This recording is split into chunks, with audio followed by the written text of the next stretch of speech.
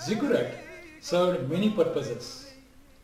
It was a temple for their god Nana, that is the moon king, and the king himself held his court there, and city elders discussed matters of the state. Ziggurat, in short, was the life of the city. Development of wheel gave them easy land transportation.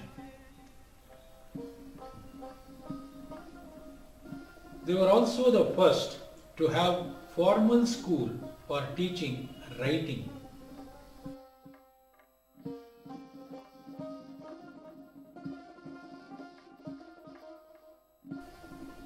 The scribes kept accounts of taxes and invented new symbols as well.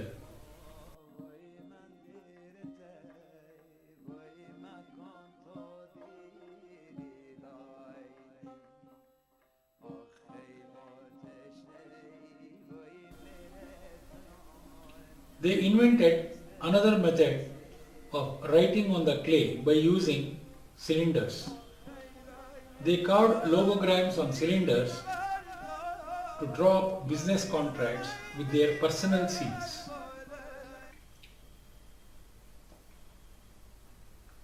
Now, let us look at the Sumerian numeral system.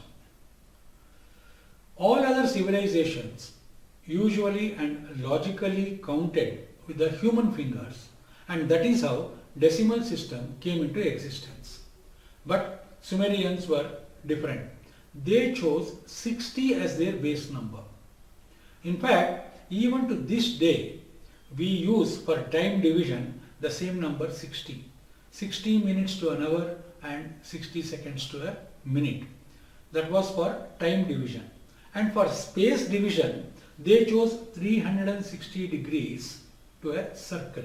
They divided the space, that is the circle, into 360 degrees. And 360 is 60 multiplied by 6 again. So why did they choose 60, or how did they come upon that particular number?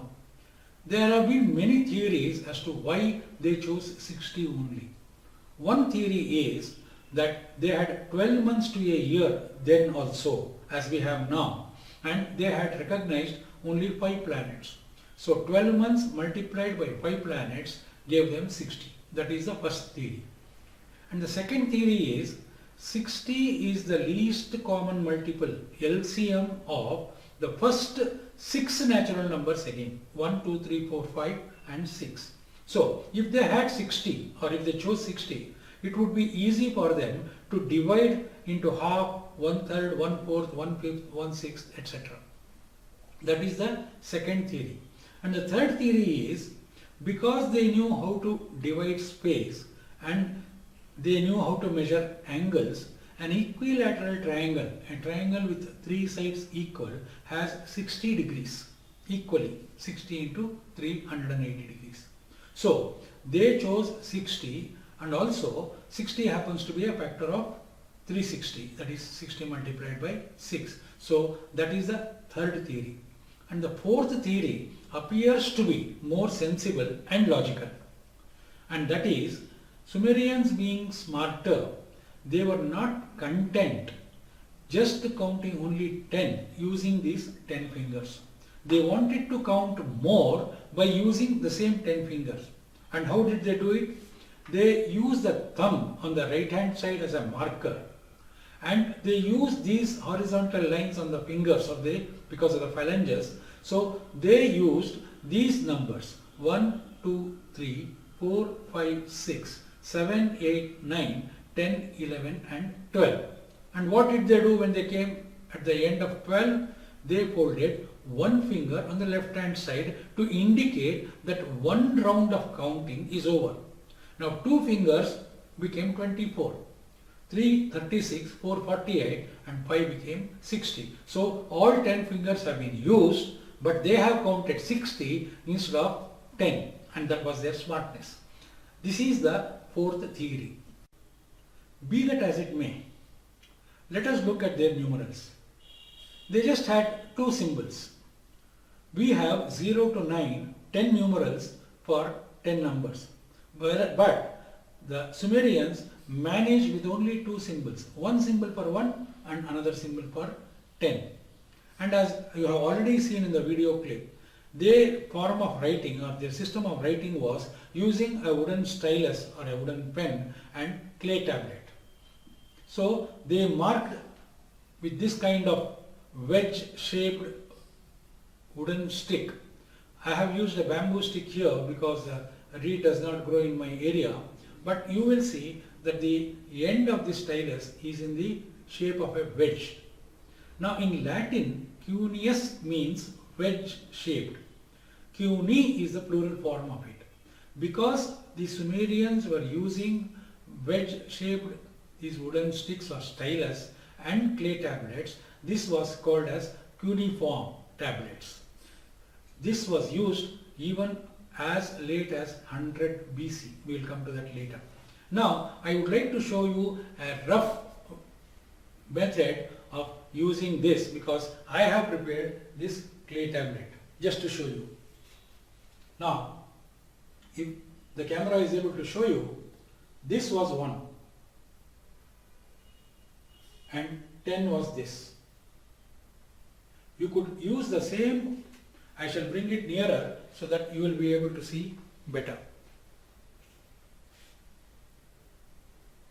If you made a marking like this, it would be 1. If you wanted 2, you made it like this.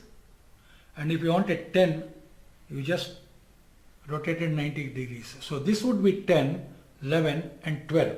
So this cluster indicates 12. I hope you are able to see this. Anyway, I shall write this same thing on board, which is far easier to show because I am not so good using these cuneus and the clay tablet. Now let me show you their numerals. This was 1, and if you wrote one more, a similar figure touching the first one, this would be 2. Now this would be 3. Now if they wanted to show 4, they did not write one more here because it made sense to write in clusters of 3. They wrote one more down below. So it would be easy to recognize. So this would be 4, 5, 6, 7, 8 and 9. What did they do for 10? As I said earlier, they had another symbol for 10. This was the symbol for 10. Of course, they did this on the clay tablet. I am doing it on the board, showing a similar numeral. So, if you take the whole cluster in their language, it would mean 3, 3, 6 and 3, 9 plus 10, it would mean 19. So now we know how to write this.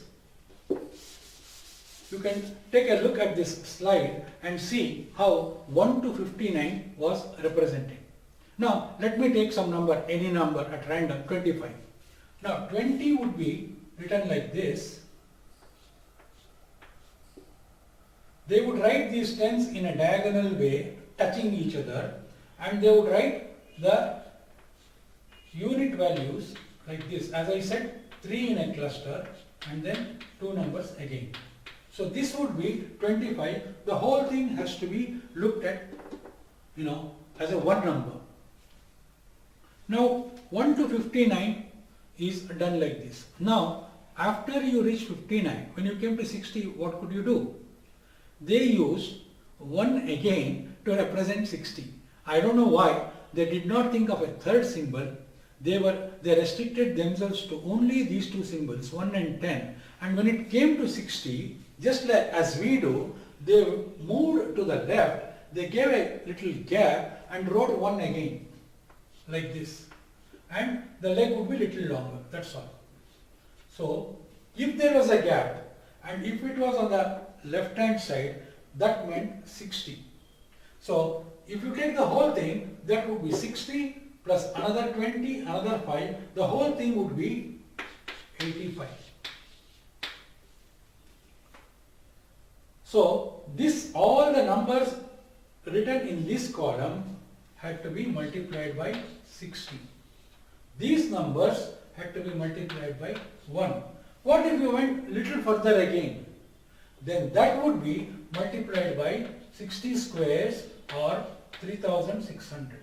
So if they wanted to write, if they wrote, if you saw a number like this with some gap here, 1, again 1, again 1, what did this mean? For us it could be 111, but for them it would be 3600 plus 60 plus 1, that is 3661. And that is what these symbols indicate in Sumerian language.